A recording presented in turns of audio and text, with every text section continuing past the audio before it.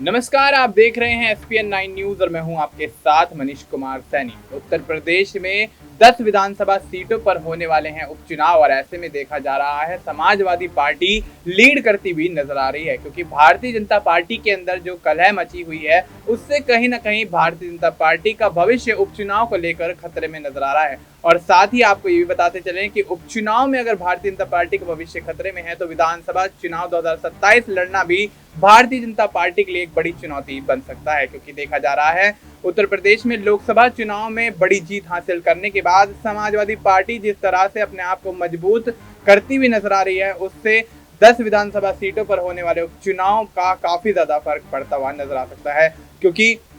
सूबे में सीएम योगी आदित्यनाथ पर गाज गिरी हुई है। और गाज इसलिए गिरी हुई है क्योंकि लोकसभा चुनाव में बेहतर प्रदर्शन न कर पाने के चलते कहीं ना कहीं सीएम योगी आदित्यनाथ को भारतीय जनता पार्टी के नेता और तमाम जो एनडीए के समर्थित दल हैं वो निशाना बनाते हुए नजर आ रहे हैं। अब देखना ये होगा कि भारतीय जनता पार्टी इन चीजों से उबर पाती है कि सीएम योगी आदित्यनाथ 2027 में एक बार फिर से मुख्यमंत्री बनते हुए नजर आएंगे या फिर सीएम का चेहरा बदलता हुआ नजर आएगा। और जिस तरह से यहाँ पर केशव प्रसाद मौर्य बगावती सुर अपनाते हुए नजर आ रहे हैं, उधर से अखिलेश यादव ऑफर दे रहे हैं कि 100 लाइए और सरकार बनाइए, तो क्या वो 100 ले जाकर सरकार बनाते हुए अखिलेश यादव के साथ नजर आएंगे? ये तमाम ऐसे सवाल हैं जो भारतीय जनता पार्टी का आने वाला भविष्य तय करेंगे। और इस तमाम मुद्दे पर चर्चा करने के लिए हमारे साथ आश्रुति मौजूद हैं। आश्रुति, बहुत बहुत स्वागत है आपका। आश्रुति, क्या कुछ लगता है जिस तरह से सीएम योगी आदित्यनाथ और केशव प्रसाद मौर्य अलग अलग राहों पर चलते हुए नजर आ रहे हैं, उसका फायदा जो उठा रहे हैं वो है अखिलेश यादव, तो क्या अखिलेश यादव फायदा उठाने में कामयाब हो पाएंगे या फिर जो 10 विधानसभा सीटों पर उपचुनाव होने हैं इसमें सपा की जिताऊ सीटें जो हैं 5 सीटें उन पर जीत दर्ज करने के अलावा समाजवादी पार्टी अन्य सीटों पर भी कब्जा कर पाएगी? और जिस तरह से एनडीए गठबंधन के तहत जयंत चौधरी को 1 सीट दी गई है जो कि 3 सीटों की मांग कर रहे थे, तो क्या जयंत चौधरी यहाँ पर आने वाले समय में भारतीय जनता पार्टी का एनडीए गठबंधन का खेल बिगाड़ते हुए नजर आएंगे? क्या कुछ लगता है आपको? देखिए, उत्तर प्रदेश में अगर बात कर ली जाए थोड़ी सी मनीष, और देखें आप इस वक्त एनडीए जो है वो कहीं ना कहीं तमाम जो गुट है एनडीए में, जो तमाम गुट है वो कहीं ना कहीं इस वक्त एनडीए से नाराज है। जिस हिसाब से जयंत चौधरी आप देखें जो सीटें बंटवारे हाल ही में होते नजर आए और उन सीटों बंटवारों के तहत कहीं ना कहीं जयंत चौधरी को मात्र 1 सीट भारतीय जनता पार्टी इस बार देती नजर आ रही है। कारण कहीं ना कहीं ये भी नजर आ रहा है क्योंकि बीजेपी जो ये बड़ा ऐलान कर चुकी है कि 9 की 9 सीटों पर हम ही लड़ेंगे और मात्र केवल 1 सीट जो है 10 सीटों में से मात्र केवल 1 सीट जो है वो एनडीए शेयरिंग में कहीं ना कहीं दी जाएगी। और उसमें भी पार्टी आप देखें जयंत चौधरी को चुना गया। और यही एक बड़ी वजह है कि तमाम नेता जो हैं वो आखिर क्यों इस समय भारतीय जनता पार्टी से और एनडीए आला कमान से नाराज बताए जा रहे हैं। अगर आप तमाम बड़ी वजहों को देख ले तो हाल ही में केशव प्रसाद मौर्य का दल छोड़ने का तमाम संकेत देना, अखिलेश यादव का उन्हें प्रस्ताव देना, दूसरी ओर ब्रजभूषण शरण सिंह की बात कर ली जाए तो उनका योगी आदित्यनाथ से नाराज होना, अनुप्रिया पटेल की बात कर ली जाए जो इस वक्त एनडीए में राज्य मंत्री के पद पर है, उनका कहीं ना कहीं पत्र लिखना, आरक्षण के मुद्दे को उठाना और योगी आदित्यनाथ का उन पत्रों को जवाब ना देना। बात अपर्णा यादव की अगर आप कर ले तो अपर्णा यादव 2022 से बीजेपी के साथ हैं। बीजेपी में मात्र केवल एक कार्यकर्ता के तौर पर काम कर रही हैं। समाजवादी पार्टी छोड़कर आई थी बीजेपी में, लेकिन बीजेपी ने 2022 से उन्हें चुनाव तक लड़ने का मौका नहीं दिया। तो अपर्णा यादव कहीं ना कहीं भारतीय जनता पार्टी से नाराज बताई जा रही है। अगर आप बात ओपी राजभर की कर लीजिए तो ओपी राजभर का एक बेटे अरविंद राजभर को चुनाव में, लोकसभा चुनाव में चुनावी मैदान में उतारा तो गया था लेकिन जीत नहीं दर्ज कर पाए और अपनी ही सीट से उनको उतारा गया, घोसी की सीट से, लेकिन जीत नहीं दर्ज कर पाए। तो एनडीए कहीं ना कहीं ओपी राजभर से भी नाराज है, ओपी राजभर के तमाम बयानों की वजह से उनसे नाराज है। तो अगर आप देखें तो ये जो सिलसिला है नेताओं का नाराजगी का, ये बड़ी वजह कहीं ना कहीं बन रहा है और यही एक बड़ा प्रभाव इस बार कहीं ना कहीं डाला है। इन्हीं तमाम वजहों ने, यही तमाम नाराजगियों ने कहीं ना कहीं एक बड़ा प्रभाव डाला है। एनडीए में सीट शेयरिंग के तहत उपचुनाव में मात्र केवल 1 सीट को बांटना, जयंत चौधरी के खेमे में केवल 1 सीट डालना, क्योंकि आप देखिए जिस हिसाब से भारतीय जनता पार्टी 9 सीटों पर चुनाव लड़ने का ऐलान तो कर चुकी है, लेकिन सवाल इसी बात पर है कि आखिर आप सीटें बांटेंगे कैसे? और बांट तो आप रहे हैं, आपने 1 सीट जयंत चौधरी को दे तो दी है,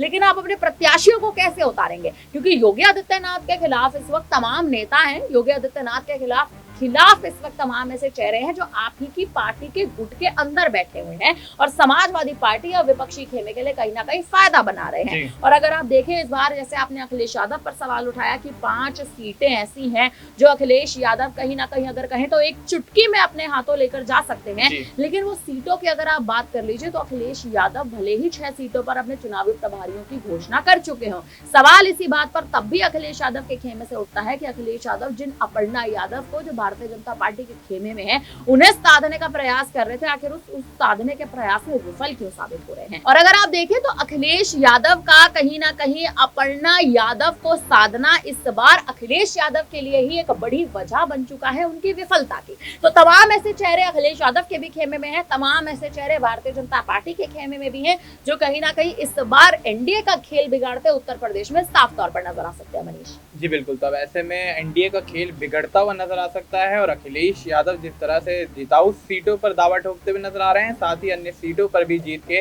दावे करते हुए नजर आ रहे हैं। लेकिन अगर आश्रुति देखा जाए तो जिस तरह से जयंत चौधरी को लोकसभा चुनाव में यहाँ पर बागपत और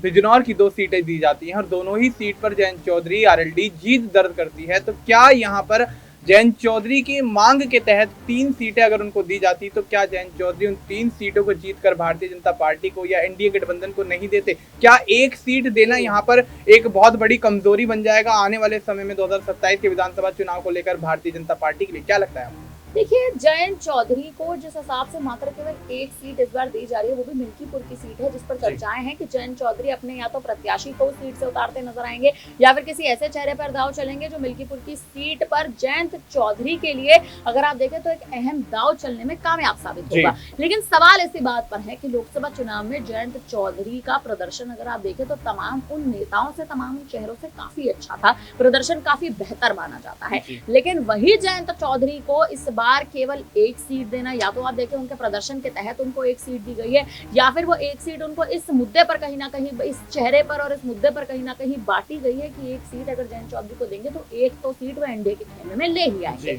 या कहीं ना कहीं अगर देखें तो ये जो बर्ताव है एनडीए का इस वक्त अपने तमाम नेताओं को लेकर, तमाम चेहरों को लेकर, ये बर्ताव शायद आने वाले समय में एनडीए आला कमान के लिए उनके नेताओं की कहीं ना कहीं एग्जिट करवा सकता है, एंट्री नहीं करवा सकता, क्योंकि एनडीए कहीं ना कहीं ये चाह रहा है कि जो उनके नेता हैं जो कहीं ना कहीं उनसे बगावत कर सकते हैं उनको रोक लिया जाए। लेकिन रोकने के लिए आपको उन्हें मौका देना पड़ेगा। अनुप्रिया पटेल इस बार सीट मांगते नजर आ रही थी, आपने 1 सीट भी अनुप्रिया पटेल को नहीं दी। ओपी राजभर का चलिए एक बार को फिर भी समझ आता है, क्योंकि तमाम बयान ओपी राजभर ने ऐसे दिए हैं, पार्टी में रहकर ही, योगी मंडल में रहकर ही योगी आदित्यनाथ के खिलाफ बोलते नजर आए, मोदी शाह के खिलाफ बोलते नजर आए, तो समझ आता है कि ओपी राजभर अपनी ही एक तरह से कहें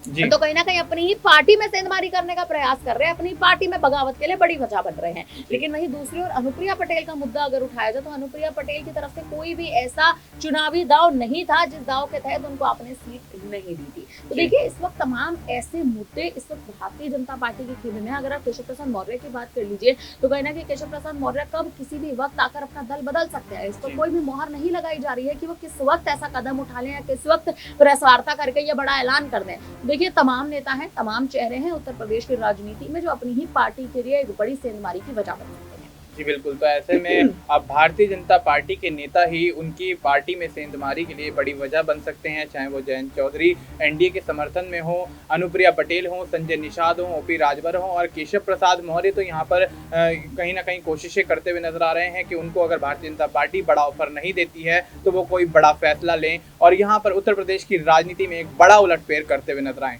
फिलहाल आपको इस मुद्दे पर क्या कुछ लगता है? क्या केशव प्रसाद मौर्य पाला बदलते हुए नजर आएंगे? अखिलेश यादव जिस तरह से 100 सीटें लाइए और सरकार बनाइए का दावा करते हुए नजर आ रहे हैं, क्या उसमें सफल होने में कामयाब होंगे? तो आपको क्या लगता है इस मुद्दे पर कमेंट करके जरूर बताएं। फिलहाल के लिए इतना ही। देश और दुनिया से जुड़ी तमाम जानकारी के लिए आप देखते रहिए SPN9।